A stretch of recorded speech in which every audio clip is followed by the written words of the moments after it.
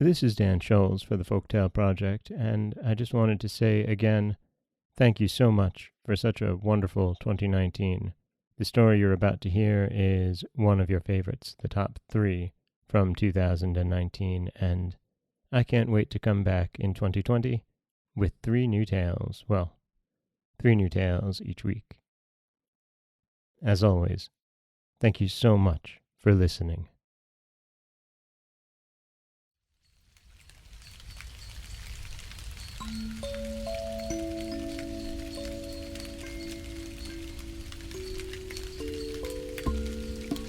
Welcome to the Folktale Project. This is Dan Scholes. Today we have our final German folktale of the week. And this one as well comes to us from the Brothers Grimm. And looking at the title, you may feel like you have an idea as to who it may be about, but it's not. This is a very different Snow White, and this is a very different tale. This is Snow White and Rose Red. There was once a poor widow who lived in a lonely cottage. In front of the cottage was a garden, wherein stood 2 rose trees, one of which bore white and the other red roses. She had 2 children who were like the 2 rose trees. One was called Snow White, and the other Rose Red. They were as good and happy, as busy and cheerful as ever 2 children in the world were. Only Snow White was more quiet and gentle than Rose Red. Rose Red liked better to run about in the meadows and fields seeking flowers and catching butterflies. But Snow White sat at home with her mother, and helped her with the housework, or read to her when there was nothing to do. The 2 children were so fond of each other that they always held each other by the hand when they went out together. And when Snow White said, "We will not leave each other," Rose Red answered, "Never so long as we live." And their mother would add, "What one has she must share with the other." They often ran about the forest alone and gathered red berries, and no beasts did them any harm, but came close to them trustfully. The little hare would eat a cabbage leaf out of their hands. The roe grazed by their side. The stag leapt merrily by them, and the birds still sat upon the boughs, and sang whatever they knew. No mishap overtook them. If they stayed too late in the forest and night came on, they laid themselves down near one another upon the moss, and slept until morning came. And their mother knew this, and had not distress on their account. Once, when they had spent the night in the wood, and the dawn had roused them, they saw a beautiful child in a shining white dress sitting near their bed. He got up, and looked quite kindly at them, but said nothing and went away into the forest. And when they looked round, they found that they had been sleeping quite close to a precipice, and would certainly have fallen into it in the darkness, if they had gone only a few paces further. And their mother told them that it must have been the angel who watches over good children. Snow White and Rose Red kept their mother's little cottage so neat that it was a pleasure to look inside it. In the summer, Rose Red took care of the house, and every morning laid a wreath of flowers by her mother's bed before she awoke, in which was a rose from each tree. In the winter, Snow White lit the fire and hung the kettle on the wrekin. The kettle was of copper and shone like gold, so brightly was it polished. In the evening, when the snowflakes fell, the mother said, "Go, Snow White, and bolt the door." And then they sat around the hearth, and the mother took her spectacles to read aloud out of a large book. And the 2 girls listened as they sat and span. And close by them lay a lamb upon the floor, and behind them, upon a perch, sat a white dove with its head hidden beneath its wings. One evening, as they were sitting comfortably together, someone knocked at the door as if he wished to be let in. The mother said, "Quick, Rose Red, open the door. It must be a traveler who is seeking shelter." Rose Red went and pushed back the bolt, thinking that it was a poor man, but it was not. It was a bear that stretched his broad black head within the door. Rose Red screamed and sprang back. The lamb bleated, the dove fluttered, and Snow White hid herself behind her mother's bed. But the bear began to speak, and said, "Do not be afraid. I will do you no harm. I'm half frozen and only want to warm myself a little beside you." "Poor bear," said the mother. "Lie down in the fire, only take care that you do not burn your coat." Then she cried, "Snow White, Rose Red, come out. The bear will do you no harm, he means well." So they both came out, and by the lamb and dove came nearer and were not afraid of him. The bear said, "Here, children, knock the snow out of my coat a little." So they brought the broom and swept the bear's hide clean, and he stretched himself by the fire and growled contentedly and comfortably. It was not long before they grew quite at home, and played tricks with their clumsy guest. They tugged his hair with their hands, and put their feet upon his back and rolled him about, or they took a hazel switch and beat him, and when he growled they laughed. But the bear took it all in good part. Only, when they were too rough, he called out, "Leave me alive, children. Snowy White, Rosy Red, will you beat your lover dead?" When it was bedtime, and the others went to bed, the mother said to the bear, "You can lie here by the hearth, and then you will be safe from the cold and the bad weather." As soon as day dawned, the two children let him out, and he trotted across the snow into the forest. Henceforth the bear came every evening at the same time, laid himself down by the hearth, and let the children amuse themselves with him as much as they liked. And they got so used to him that the doors were never fastened until their black friend had arrived. When spring had come and all was green outside, the bear said one morning to Snow White, "Now I must go away, and cannot come back for the whole summer." "Where are you going then, dear bear?" asked Snow White. "I must go into the forest, and guard my treasures from the wicked dwarfs. In the winter, when the earth is frozen hard, they are obliged to stay below and cannot work their way through, but now, when the sun has thawed and warmed the earth, they break through it, and come out to pry and steal. And what once gets into their hands and in their caves does not easily see daylight again." Snow White was quite sorry for his going away, and as she unbolted the door for him, and the bear was hurrying out, he caught against the bolt, and a piece of his hairy coat was torn off, and it seemed to Snow White as if she had seen gold shining through it, but she was not sure about it. The bear ran away quickly, and was soon out of sight behind the trees. A short time afterwards the mother sent her children into the forest to get firewood. There they found a big tree which lay felled on the ground, and close by the trunk something was jumping backwards and forwards in the grass, and they could not make out what it was. When they came nearer they saw a dwarf, with an old withered face and a snow-white beard a yard long. The end of the beard was caught in the crevice of the tree, and the little fellow was jumping backwards and forwards like a dog tied to a rope, and did not know what to do.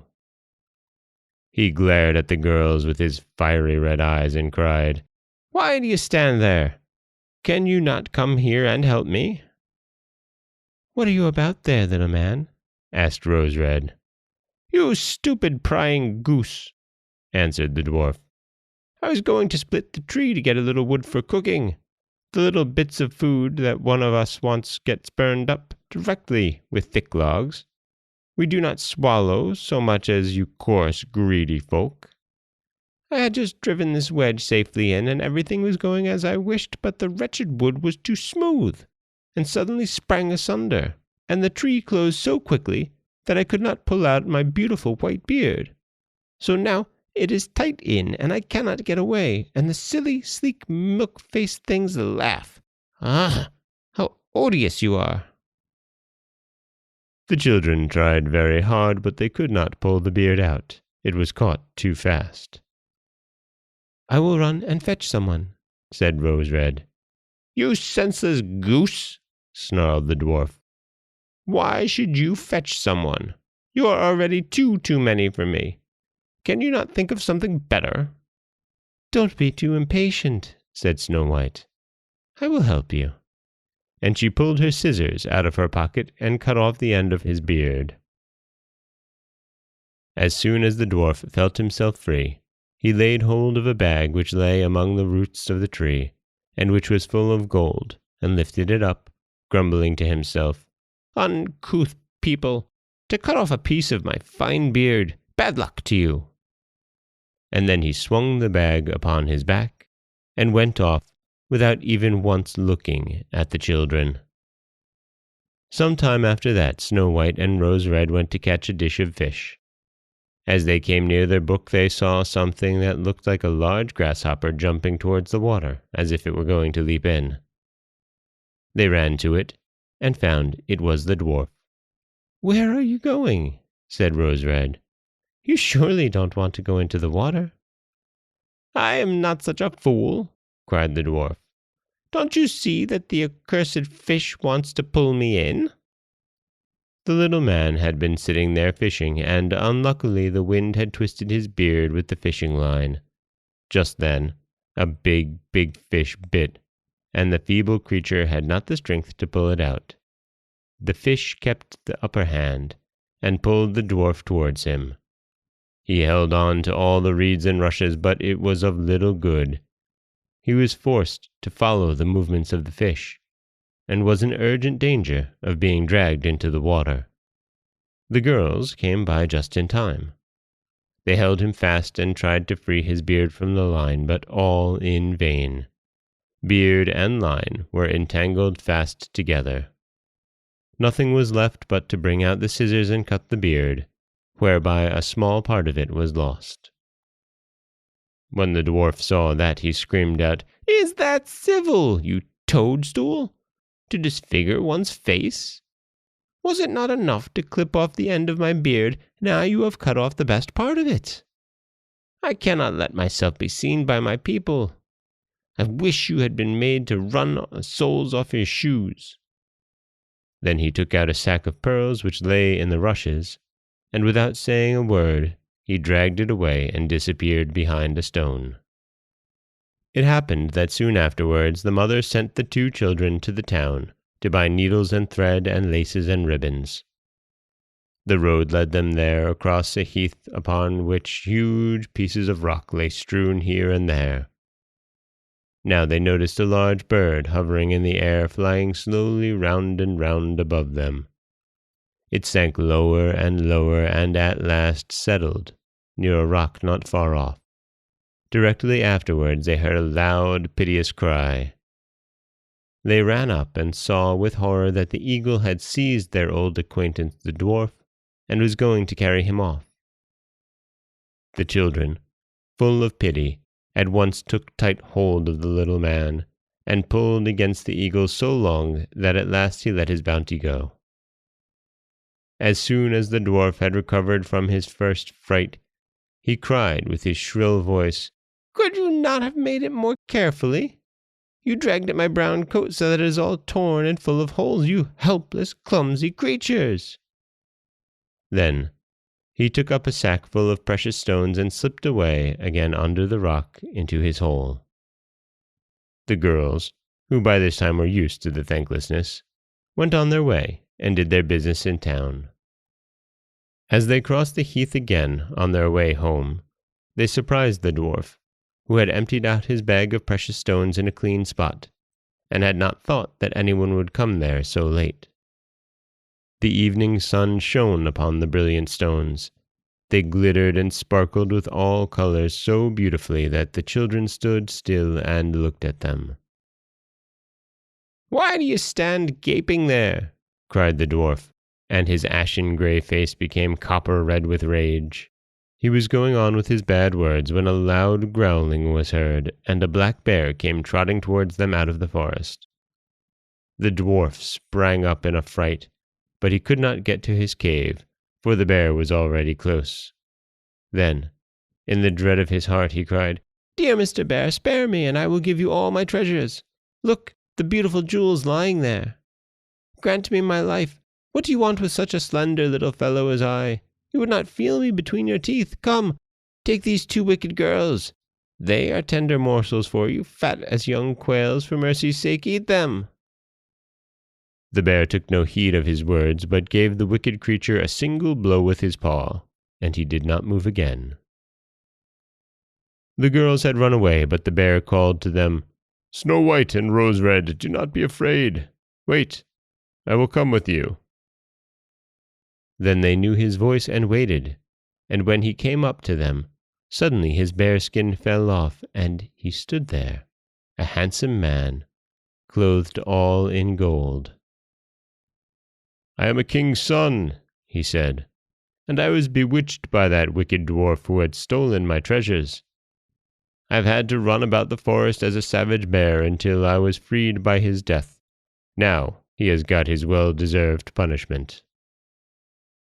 Snow White was married to him, and Rose Red to his brother, and they divided between them the great treasure which the dwarf had gathered together in his cave.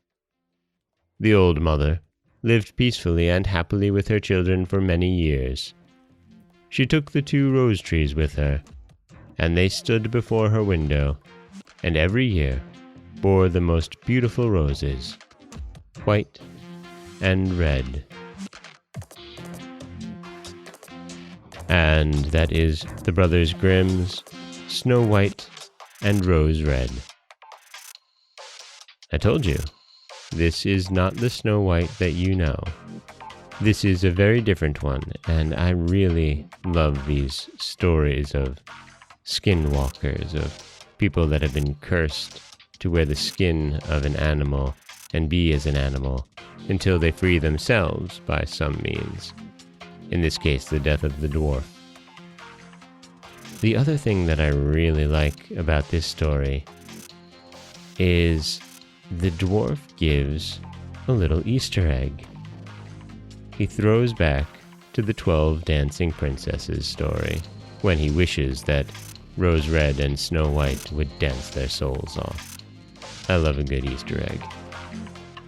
This is Dan Scholes for the Folktale Project. Don't forget that you can subscribe to the podcast on Apple Podcasts, Stitcher, Google Play, Overcast, anywhere you like to get your podcasts.